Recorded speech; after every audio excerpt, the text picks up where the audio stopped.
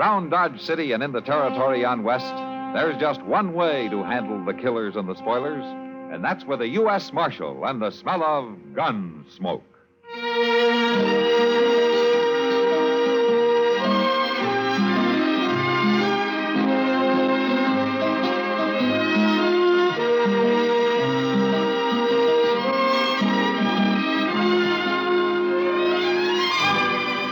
Gunsmoke, starring William Conrad, the story of the violence that moved west with young America, and the story of a man who moved with it.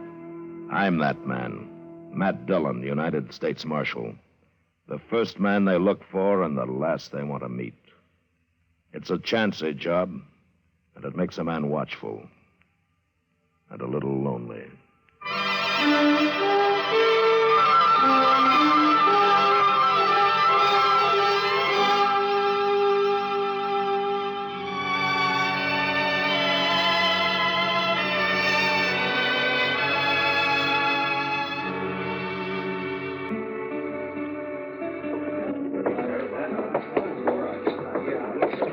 My gracious, Mr. Dillon, all them men down there by the depot. Yeah, it's quite a crowd. Well, what's so curious about a wagon load of buffalo hides, I wonder? Well, maybe they got a white one, Chester. And they sure must have something mighty interesting. Yeah.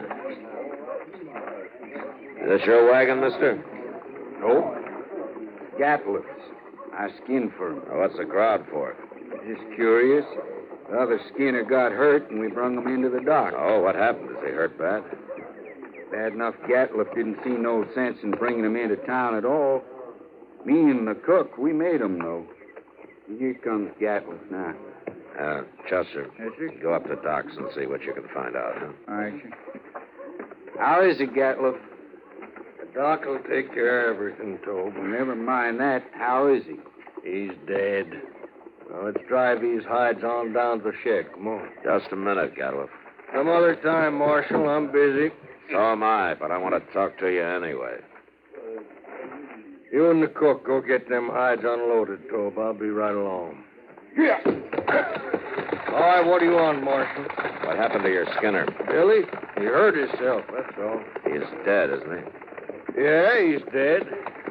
Look, Gatliff, anything you don't want to tell me, I can ask Doc. Well, there's about. nothing to tell, Marshal. He got hurt and he died, that's all. When did he get hurt? Last night. Then why didn't you bring him in last night? Them other fellers, the cook and Tobe, they figured he was done for anyway. They didn't want to bother, I guess. Well, what happened to him? How did he get hurt? I don't rightly know, Marshal. He was alone in camp. We got there, he'd gone and burned himself. Burned? With what? Hot lead, Marshal.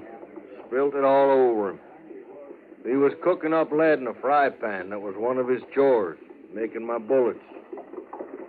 Always was a mite clumsy, so he messed himself up this time. There must have been a lot of lead.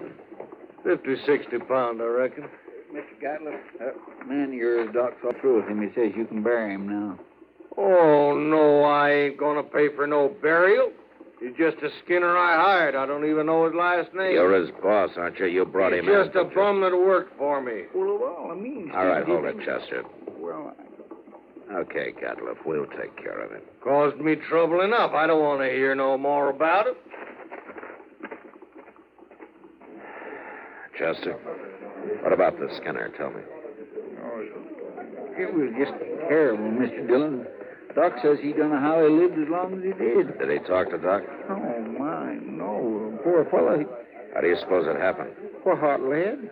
Had a whole pan full of it, they told me. Yeah, but what man's going to pick up 50 or 60 pounds of molten lead and spill it all over him? Well, I didn't think of that. Of course, there's another way it could have happened. How? Somebody could have pushed him down into it. Oh, my goodness. Who? I don't know. Gatliff or maybe a Skinner, Tobe. Wonder where Tobe went. Well, him and the cook probably went over to the Long Branch to drink up their wages. All right. Chester, Yes, sir. go do something about burying that man, will you? Yes, sir, I will.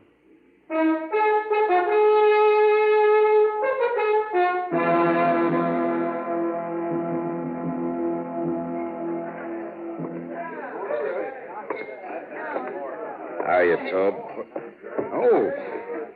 Marshal. Sam, set out a bottle of rye and another glass, will you? Sure, Marshal. Buy you a drink, Tub. You will? Well, sure, Marshal, sure. There you are. Well, Tub, here's to your friend, Billy. Well, he weren't no friend of mine, but he died a bad death. I'll drink to him.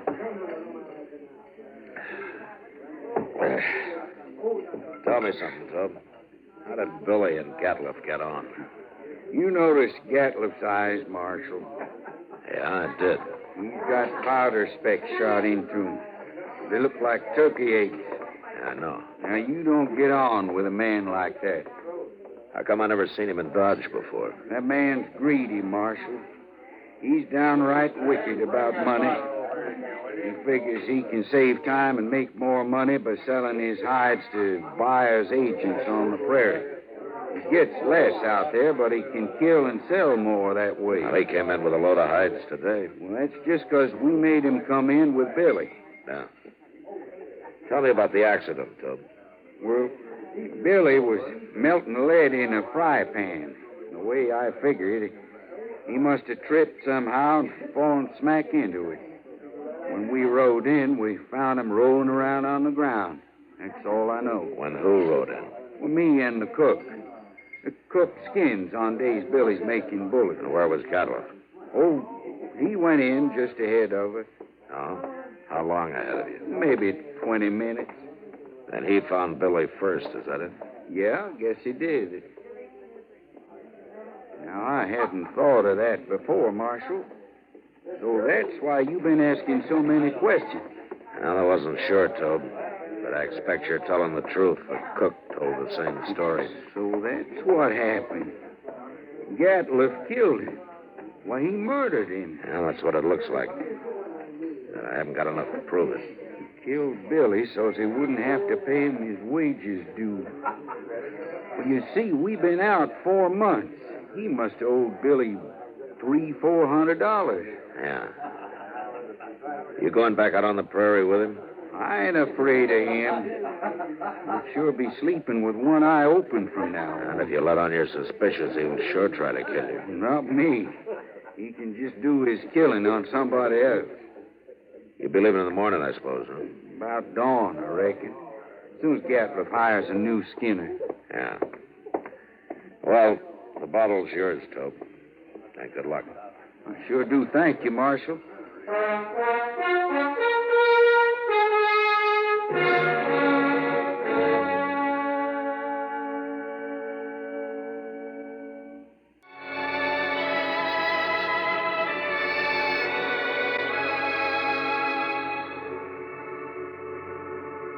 Later in the day, Chester and a couple of other men buried Billy out on the hill. As Tobe said, he'd died a bad death, and it was made worse by the man who had done it to him, going scot-free. But there was nothing I could do, and I tried to forget about it. They left Dodge next morning, and things were peaceful enough for a few hours until word came that there'd been a knifing in a Nestor camp over across the river. We rode over to see what it was about.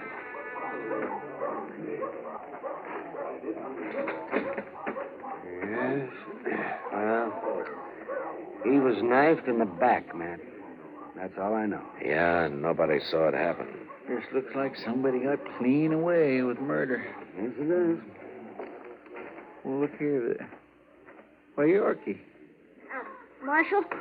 Chester? Oh, what are you doing over here, Yorkie? I come looking for berries, and I seen it. Oh, what do you mean? I seen that man get stabbed.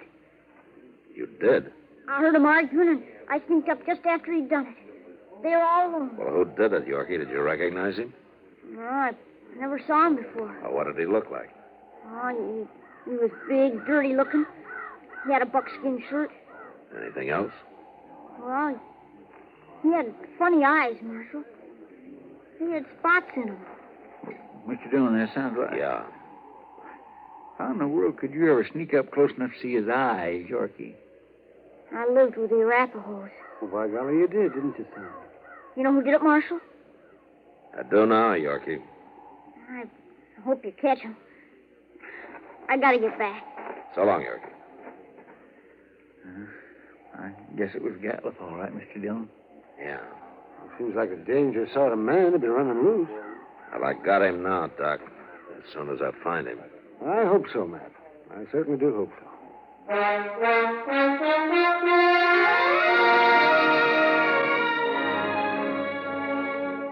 Since Gatliff would figure that nobody had seen him, it wasn't likely that he'd run. And anyway, there wasn't much sense in trying to track him down in the dark, so Chester and I didn't start out till the next morning. Ordinarily, a man could ride into the prairie and disappear, but with Gatliff, it was a little different. At least we knew he'd be around the buffalo herd somewhere. It was late afternoon before we reached good hunting grounds and almost dark when we found the first hunter's camp. Supper will be ready soon. Cook, throw some more tongue in that stew pot. All right, Miss Mercer. If you don't like buffalo tongue, you'll go mighty hungry in this camp. Well, thanks a lot, mister. Yeah, you're a lawman. Yeah, Matt Dillon. I'm a U.S. Marshal. And my name's Tom Mercer. Pleased to meet you. This is Chester Proudfoot. How do you do? Supper will take a little longer now, and anyway, my skinners won't be in for a while yet. How you been doing, Mercer? Oh, fair, Marshal, fair. I killed over 100 today. You been here long? About a month. I'll move on in a couple of weeks. I don't know, Marshal. I think this whole southern herd's going to be clean wiped out before long. Next year, I'm going to Dakota. Too many hunters, maybe, huh? That's just it. That's it exactly. Have you seen any in the last day or two, Mercer? Just who are you looking for, Marshal? Man by the name of Gatliff, a big man. A man with speckled eyes. What's he done? Well, do you know him? No, I don't. Nobody's come near us in over a week. Yeah, then you're not much help. Except for that stew that your cook's making. Boy, you like that. Hey, we're having dried apples, too. Ah, good. I swear I pretty near could eat a buffalo raw, the entire beast. You must be part Injun. No, sir. I've seen one of them eat a whole liver raw. Got propped up against a tree and ate every bit of it, then went sound asleep right there in the sun. He was sure some sight. Where'd you ever get that close to an Indian? Oh, Indians ain't always bad. No. But they're going to get real hungry when you hunters finish this herd off. That's so, Marshal. That's surely so. That's what makes them mad. Now, don't you think that's reason enough? Fellow told me a couple of weeks ago he run into a bunch west of here. He was looking for scalps, all right. Hey, here come the Skinners. Now we can get outside of some of that stew. All of it. Don't you ever feed this man, Marshal? Only when he works, Mercer. Oh, now, Mr. Dillon.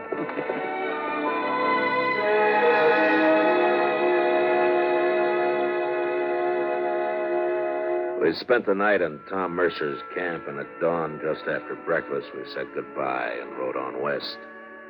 In the next 2 days, we met plenty of hunters, but we didn't find Gatliff. About noon of the third day, we cut the trail of a wagon train and figured it to be that of a hide buyer's agent who'd come out onto the prairie to do business on the spot. An hour or two later, we saw him. A long string of ox-drawn wagons piled high with buffalo hides. And there was a man on horseback leading the train. We rode up to him. Oh, there. Hey, that's quite a load you got, mister. 10,000 so far. What are you doing way out here, Marshal? Well, I'm looking for a hunter by the name of Gatliff. Do you know him? Sure I do. Just picked up a load from his rig early this morning. He in trouble? Yeah. Where is he? Straight south of here, a couple of miles. Can't tell you exactly. He moves around a lot. Well, that's close enough for us. Thanks a lot, mister. Sure, Marshal. I never did like him anyway.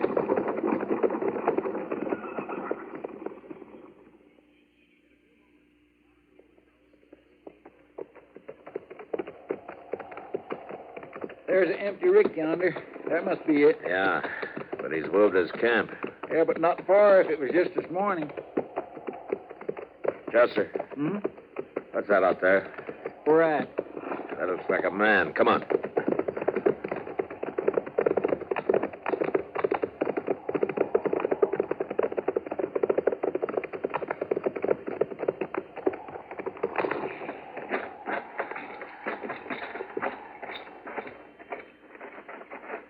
Well, Mr. Dillon, it's that Skinner here. Yeah. Get some water, will you? Yes, I will. Tobe. Hey, Tobe. Can you hear me? Tobe? He's been shot, Chester. Yeah. Here's the water.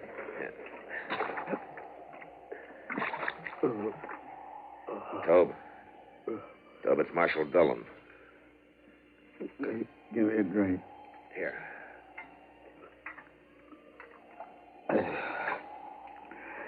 He shot me, Marshal. Oh, what happened? Where's the rest of the crew? They run off.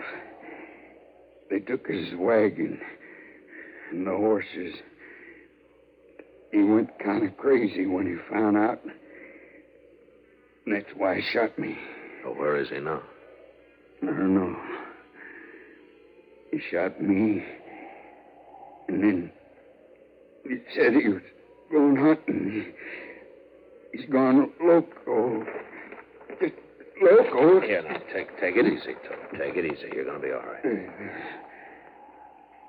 I could hear him shooting at sharps a long time. And then he stopped. Where was he? Which way, Tob? Off behind me there. I could hear him. Chester, you stay with him. I'm going after Gatliff.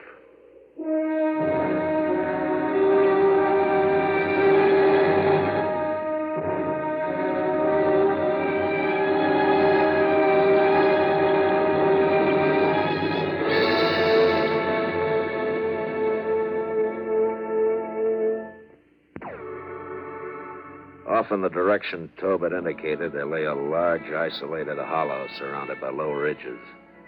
When I reached it, I dismounted and crawled up to where I could look down into it. There was no sign of Gatliff. But lying on the prairie floor were the bodies of countless fresh-killed buffalo. It was a strange sight. The old bulls and the cows and the little calves lying there, blackening the prairie grass. I got up and I stood looking at it for a long time. Then suddenly, out in the middle, I thought I saw a slight movement, and a second later, there came the familiar boom of a Sharp's 50. And I dropped behind the ridge and waited. And then Chester rode up.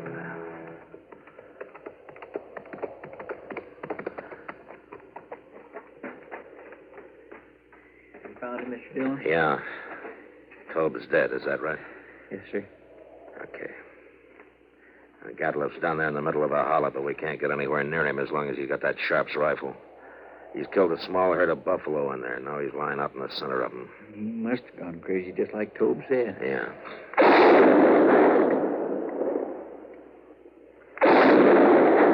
What in the world is he shooting at now? I wish I knew, Chester.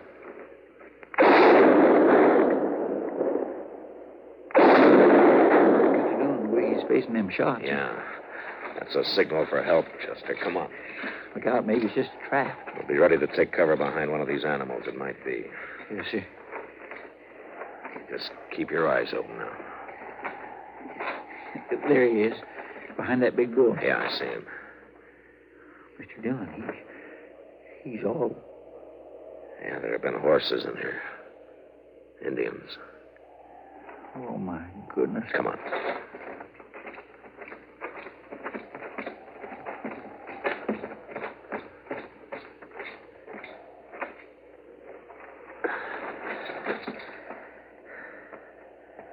That was his last effort, Chester. He's dead now. Mr. Dillon, that's awful. Yeah. Come on, let's get out of here.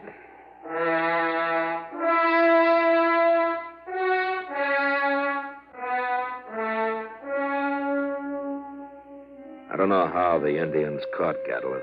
He'd gone a little mad, and maybe that made it easy for him, but they finally got themselves a buffalo hunter. And into their unbelievably savage torture of him had gone all the hatred and desperation of a race being slowly starved and driven from their homeland. Then they'd put him there, surrounded by his own bloody slaughter, and they'd gone off with a gesture of contempt, leaving his rifle and his ammunition by his side. And having seen what they did to him, I'll never know how he managed to fire even one of those shots. For all of his evil, Gatliff had died harder than any man I'd ever seen. Chester and I rode back to Dodge. And it was never mentioned between us again.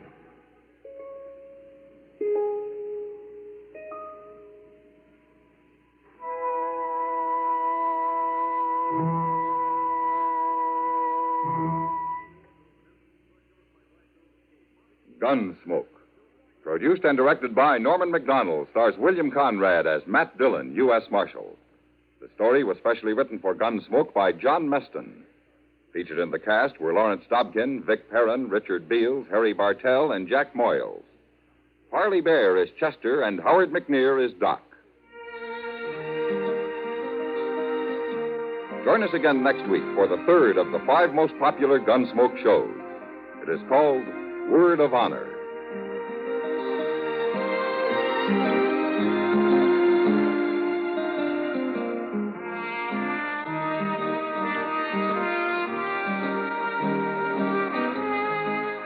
This is the CBS Radio Network.